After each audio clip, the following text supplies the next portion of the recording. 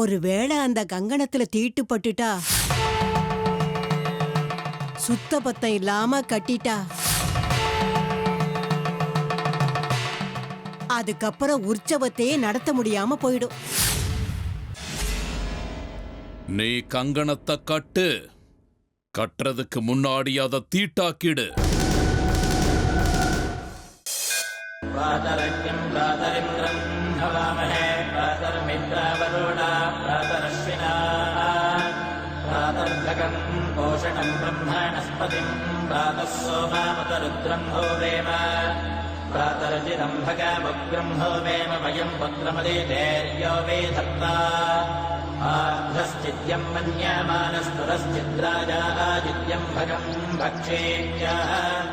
கங்கணம் கட்டிக்கிறவங்க ரொம்ப ஆச்சாரத்தோட சாஸ்திர சம்பிரதாயத்தை கடைபிடிக்கிறவளா இருக்கணும். அதனால கங்கணம் கட்டிக்கிறதுக்கு காஞ்சியிலேருந்து திருமலாச்சாரியார வர சொல்லியிருக்கேன். அப்படின்னா அந்த சாஸ்திர சம்பிரதாயத்தை கடைபிடிச்ச ஆச்சாரத்தோட நடக்கிறவங்க யாருமே இல்லையா? சேச்சே, அப்படிலாம் இல்ல சாஸ்திரிகளே. இது அம்மனுக்கு கட்டுற கங்கணம் இல்லையா, அதனால கொஞ்சம் எச்சரிக்கையா இருப்போம்னு தான். கங்கணத்தை நானே கட்டுறேன், யாருக்கும் ஆட்சேபனை இல்லைனா. தாராளமா கட்டலாமே, ரொம்ப சந்தோஷம்.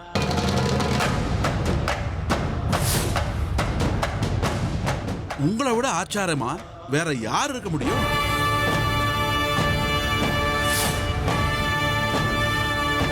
திருமலாச்சாரியார் வந்தா தரிசனம் பண்ணிட்டு போட்டோம், அவர்கிட்ட நான் பேசிக்கிறேன். ஆனா சாஸ்திரிகளே, சாயங்காலம் 4 மணிக்கு நல்ல முகூர்த்தம், இந்த முகூர்த்தத்தை விட்டுடக்கூடாது. அதை மட்டும் ஞாபகம் வச்சுக்கோங்க.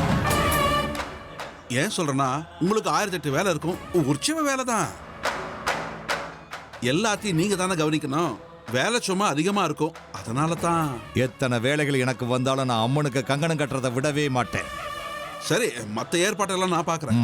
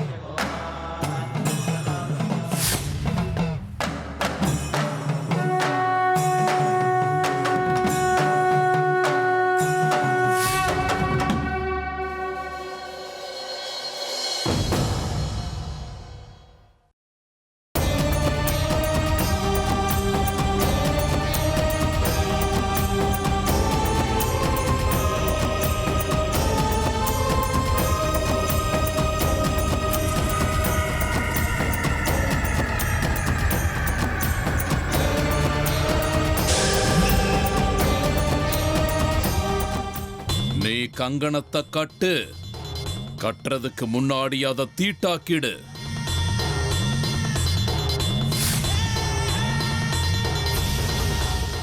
அந்த கங்கணத்துல தீட்டு படட்டும்.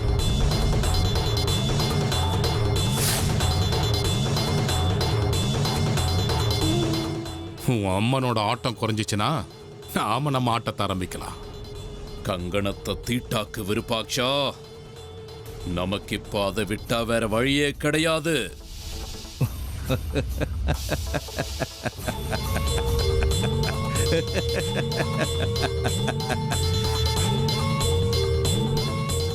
உனக்கு கட்ட போற கங்கணத்தை நான் தீட்டாக்குறேன்.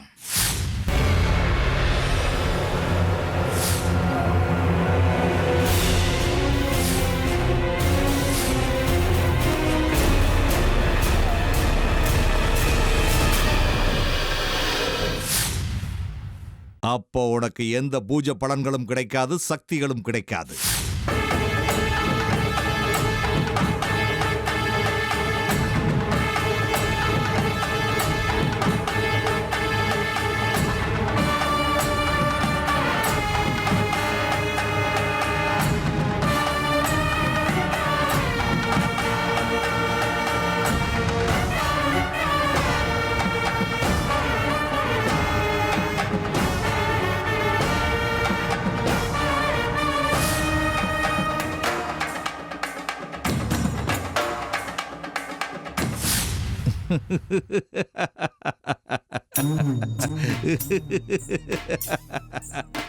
தண்ணி இல்லாம காஞ்சு போற செடி மாதிரி நீ காஞ்சு போக போற. காஞ்சு போக போற.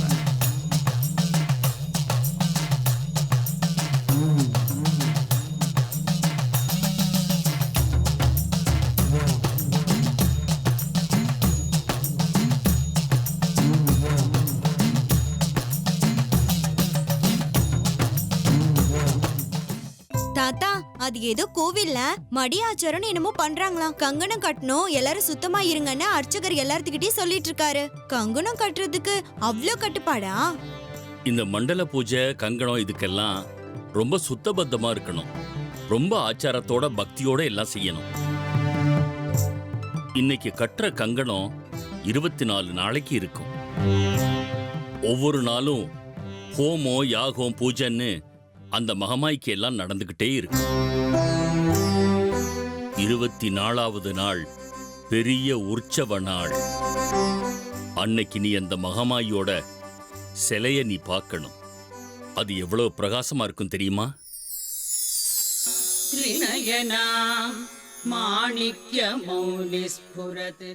இது வெறும் கற்சில தானா இல்ல உயிரோட இருக்கிற அம்மனே தானான்னு உனக்கே சந்தேகம் வந்துடும்.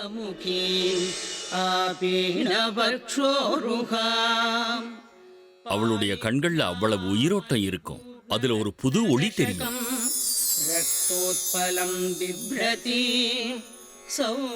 அந்த நேரம் அந்த தாயை பார்க்கும்போது பார்த்துக்கிட்டே இருக்கணும் போல இருக்கும்.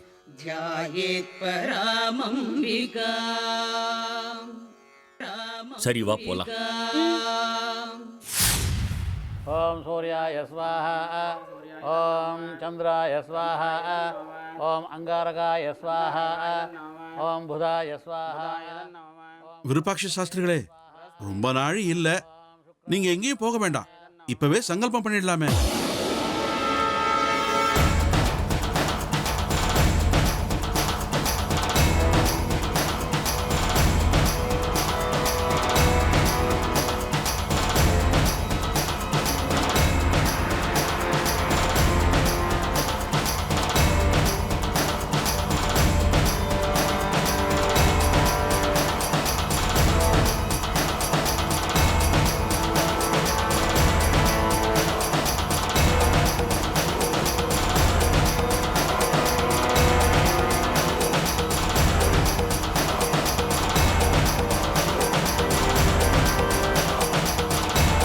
விருப்பாட்ச சாஸ்திரிகளே,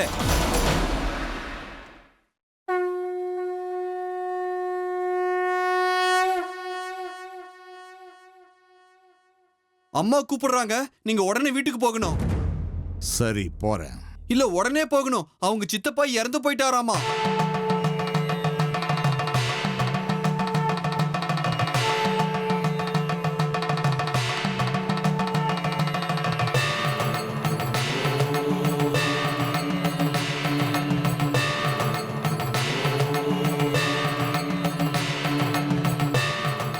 சாஸ்திரிகளே, அபச்சாரம்.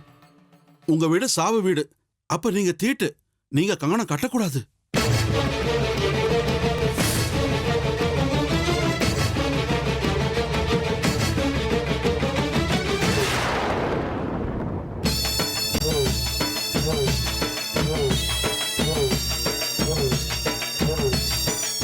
இதெல்லாம் எப்படி தீட்டாகும் குண்டாச்சாரி?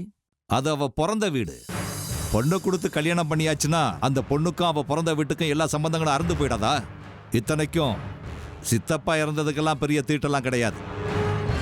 சரி, நீங்க சாவு வீடுன்னு சொல்றதுனால தண்ணியில தர்ப்பையை போட்டு மடிஸ்தானம் பண்ணிட்டு தீட்டை கழிச்சிடலாம்.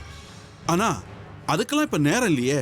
சரி, எல்லாம் குறிச்ச நேரத்துல சரியா நடக்கும். நான் போய் மடிஸ்நானம் பண்ணிட்டு தீட்டை கழிச்சிட்டு வரேன். அதுக்கப்புறம் கங்கணத்தை கட்டுறேன். ஆனா என்ன ஆனா அவனான்னு? அம்மன் இருக்கிற இடத்துல தீட்டும் கிடையாது, ஒண்ணும் கிடையாது. இருந்தாலும் மடி ஸ்நானம் பண்ணிட்டு வரேன்னு சொல்றேன்ல, அப்புறம் என்ன? நான் போய் சீக்கிரம் ஸ்நானம் பண்ணிட்டு வந்துடுறேன். வந்து நானே கங்கணத்தை கட்டுறேன். சாஸ்திர சம்பிரதாயங்களை பத்தி என்னை விட உங்களுக்கு நல்லா தெரியுமா? தேவையில்லாம எதுவும் பேசக்கூடாது. சரி, ஆனா 4 மணிக்குள்ள நீங்க வரணும். என்ன முகூர்த்தத்தை விட முடியாது. சரின்றல, 5 நிமிஷம் போயிட்டு வந்துடுறேன்.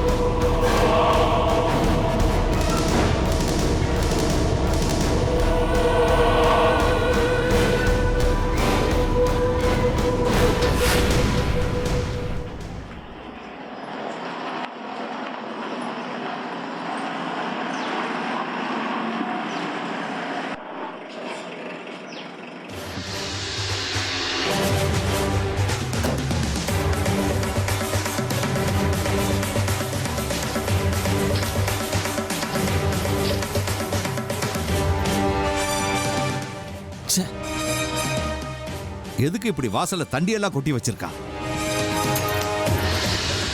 விஷாலம், விஷாலம், இதோ வந்துட்டேங்க. என்ன விஷாலம், உங்க சித்தப்பாவுக்கு சாகுறதுக்கு இந்த நேரம் தான் கிடைச்சதா? என்னங்க இப்படி அநியாயமா பேசுறீங்க? சாவங்கிறது முன்னாடியே சொல்லிட்டா வரும். சித்தப்பா ஒரு வருஷமா உடம்பு சரியில்லாம இருந்தாரு. இப்பவோ அப்பவோ இழுத்துட்டு இருந்தது. இன்னைக்கு வெள்ளிக்கிழமை, அவர் நல்ல நாள் தான் உயிர் விட்டிருக்காரு. நேரா சொர்க்கத்துக்கு தான் போய் சேருவாரு. போவார் போவார். அவர் செத்தது எனக்கு நரகமா இருக்கு. ஒரு வருஷமா இழுத்துக்கிட்டு இருந்தவரை இன்னும் ஒரு நாள் இழுத்துக்கிட்டு இருந்தா என்னவா? எல்லாம் என் தலை எழுத்து. இன்னைக்கு அம்மனுக்கு கங்கணம் கட்டுற நாள். இந்த ஒரு நாள் கழிஞ்சிருந்தா நான் எவ்வளவு நிம்மதியா இருந்திருப்பேன். சரி, உனக்காவது புத்தி வேண்டாமா? அதான் செத்துட்டாருல, நாம என்ன போய் அவர் உயிரை திருப்பியா கொண்டு வர முடியும்? அவங்களுக்கு அவங்க வேலை முக்கியம் இல்லையா? அந்த செய்தியை எனக்கு உடனே சொல்லி ஆகணுமா? அதை சாயந்தரமா சொல்லியிருந்தா பத்தாதா? கொஞ்சம் கூட அறிவே கிடையாது உனக்கு. உன்னை கல்யாணம் பண்ணிட்டு நல்லா இருக்குங்க நீங்க பேசுறது. ஊருக்கெல்லாம் ஒரு சட்டம், நமக்கு ஒரு சட்டமா? ஊருக்குள்ள எந்த வீட்டுல எந்த சாவு விழுந்தாலும் தீட்டு கோவிலுக்குள்ள வரக்கூடாதுன்னு சொல்லி தடுத்துடுறீங்க. நான் உங்ககிட்ட சொல்லலைனாலும் ஊர்ல இருந்து யாராவது நேரா கோவிலுக்கே வந்து உங்ககிட்ட சொல்லிருப்பாங்க. சரி வாங்க, 2 பேரும் ஊருக்கு போயிட்டு வந்துடலாம். சித்தப்பா முகத்தை கடைசியா ஒரு தடவை பார்த்துட்டு வந்துடலாம். இங்க என்னோட வயிறு எரிஞ்சுக்கிட்டு இருக்கு. உனக்கு அங்க போய் சத்தவ மூஞ்சிய பார்த்துட்டு வர்றது முக்கியமா இருக்கு இல்ல? இன்னும் 1 மணி நேரம் பொறுத்து இருந்தா கூட அம்மனுக்கு கங்கணத்தை கட்டி முடிச்சிருப்பேன். ஊர் ஜனங்கள்லாம் அங்க காத்து கிடக்குறாங்க. கணக்குப்படி இன்னையில இருந்து உற்சவம் ஆரம்பம். எல்லாம் இப்ப பாழா போயிடுச்சு. ஒன்னாலையும் சித்தப்பனாலையும். சரி விடுங்க, நான் ஏதோ சொல்லி அனுப்பிட்டேன், நீங்களும் வீட்டுக்கு வந்துட்டீங்க. இப்போ ஊருக்கு போலாமா வேண்டாமா? இந்த தடவை அம்மனோட உற்சவத்தை பார்க்கணும்னு எங்க சித்தப்பா எவ்வளவோ ஆசைப்பட்டாரு. பாவம், அவருக்கு அதிர்ஷ்டம் இல்ல. போய் சேர்ந்துட்டாரு பாத்தீங்களா? சாகறதுக்கு முன்னாடி உங்களை தான் ரொம்ப நினைச்சிட்டு இருந்தாராம். நீ எதுவும் பேசாத. நான் ஒன்னு சொல்லிக்கிட்டு இருக்கேன், நீ பாட்டுக்கு ஊருக்கு போறேன்னு சொல்ற. நான் ஸ்நானம் பண்ணி தீட்ட கழிச்சிட்டு கோயிலுக்கு போகணும். அம்மனுக்கு கங்கணம் கட்டணும். அங்கே பூஜை நடந்துகிட்டு இருக்கு. உன்ன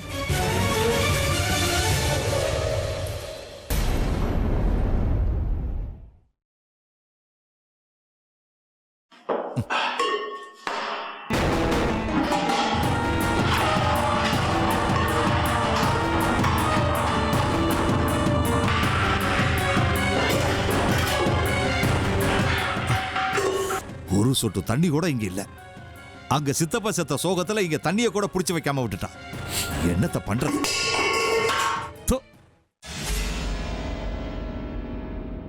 விசாலம், விசாலம், விசாலம் எங்க இருக்க? விசாலம், என்னங்க என்னாச்சு உனக்கு? குளிக்கலான்னு போனா ஒரு சொம்பு தண்ணி கூட இல்ல.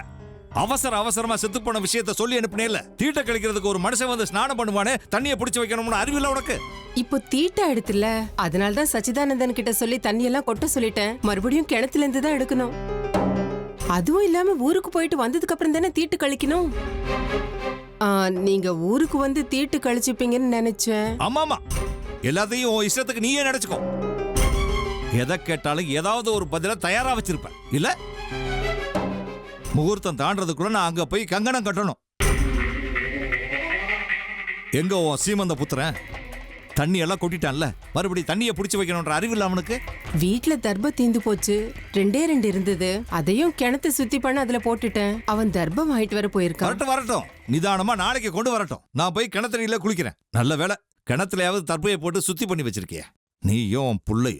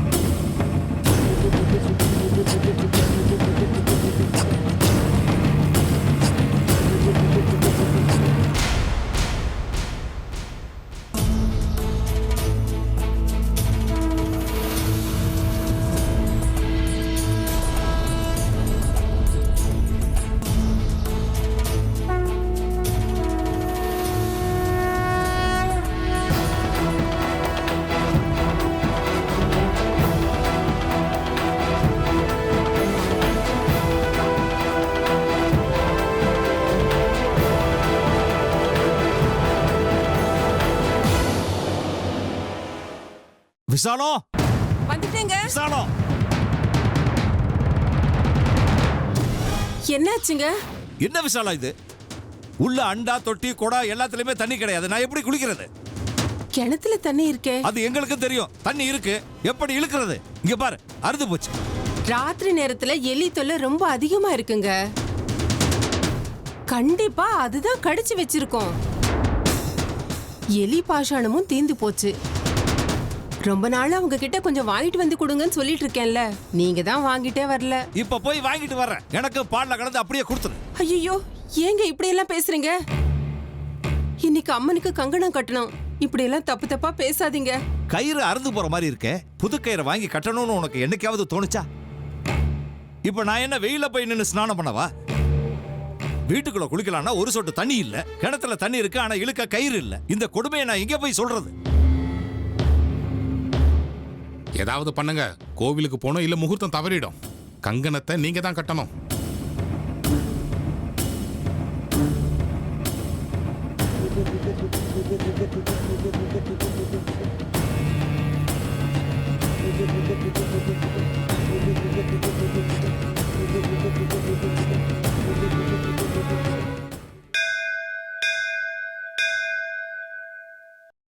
பஞ்சாட்சரி, பஞ்சாட்சரி, ஏ பஞ்சாட்சரி. என்ன ஆச்சாரிய ஐயா? முகூர்த்தம் மீறி போச்சுன்னா அப்புறம் கங்கணம் கட்டவே முடியாது.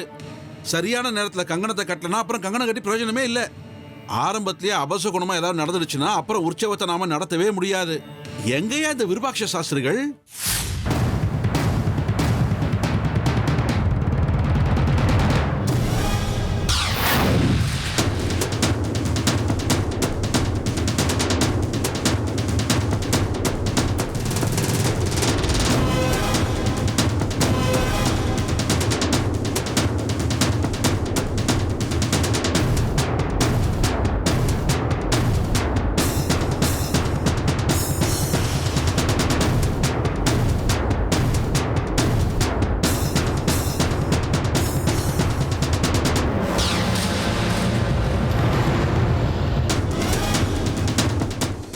இவ்வளோ நேரம் கோவில் வாசல்ல நின்னுக்கிட்டு அவர் வருவாரான்னு பார்த்துட்டு வரேன். காலு தான் வலிச்சதே தவிர அவர் வந்த பாடு இல்ல.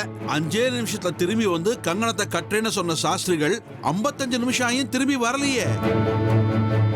அவரை சீக்கிரமா வர சொல்லி யாரையாவது அனுப்பி வை பஞ்சாட்சரி.